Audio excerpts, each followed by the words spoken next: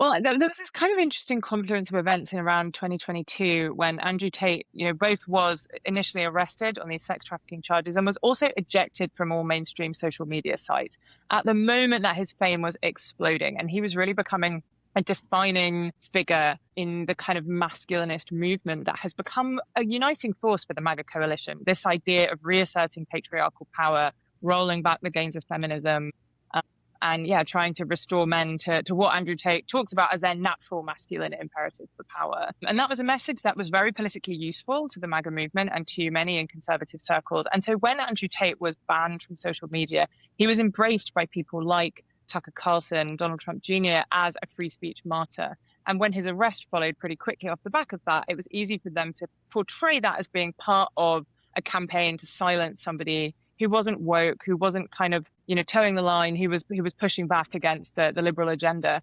And so he was roundly defended. Again, Tucker Carlson, Donald Trump Jr., Elon Musk, all these people, Charlie Kirk, lined up to defend him, and in many cases to pronounce him totally innocent of all wrongdoing. I think without really knowing very much about what on earth he was up to in Romania, as far as I can tell, but they were all too ready to defend him. And when it came to Donald Trump's re-election campaign, Barron Trump had been tasked with delivering a young male audience. Andrew Tate made overtures to Barron. He already had a personal relationship with Don Jr. going back several years.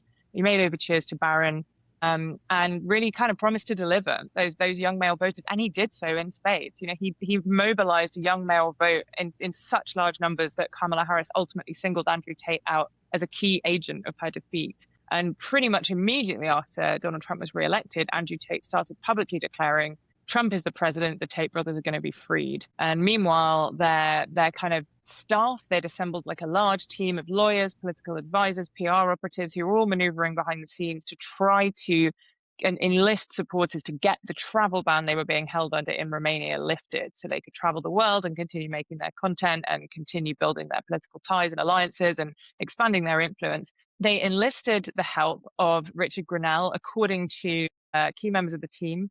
I spoke to their former spokeswoman, Matea Petrescu, who worked with them for several years very prominently, who told me that Rick Grenell was rooting for the brothers, had been enlisted to root for the brothers, and was deployed to approach the Romanian foreign minister at the Munich Security Conference last year, and to directly raise the Tate brothers case with the foreign minister. The foreign minister confirmed to me that he had discussed the case with Grenell, and this created this real sense of American pressure on the Romanians. And what was Grenell's role in the administration at that point? So he was a special presidential envoy, and so he was there kind of traveling the world representing the Trump agenda. He made public that he was supporting the Tate brothers. He raised their case with the Romanian foreign minister at the Munich Security Conference. The two of them discussed it.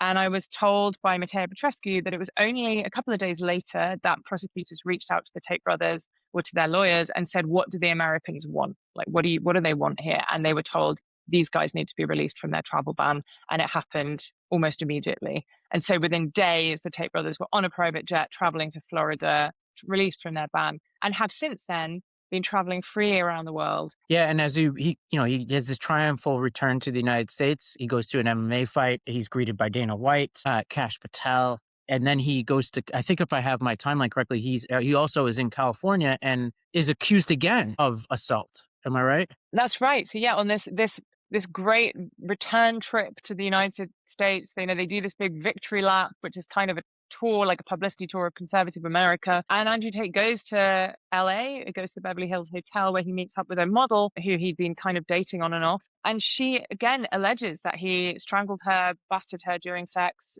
sexually assaulted her very violently. After he left, she went to a doctor and was diagnosed with post-concussion syndrome, and then went to the police and made a criminal complaint against him, and also a civil complaint in which she attached dozens of text messages that Tate had sent her in which he threatened to beat and abuse her in a variety of pretty harrowing ways. The district attorney decided not to prosecute on that case. They said they're citing a lack of evidence. And the Tate brothers have now filed a defamation claim against the woman who accused them, which is a pretty standard move of theirs to kind of go after anybody who accuses them of wrongdoing very aggressively through the civil courts. But that's yet another example of a woman who says that she was violently assaulted because these guys are being allowed to just travel the world freely, doing whatever they please.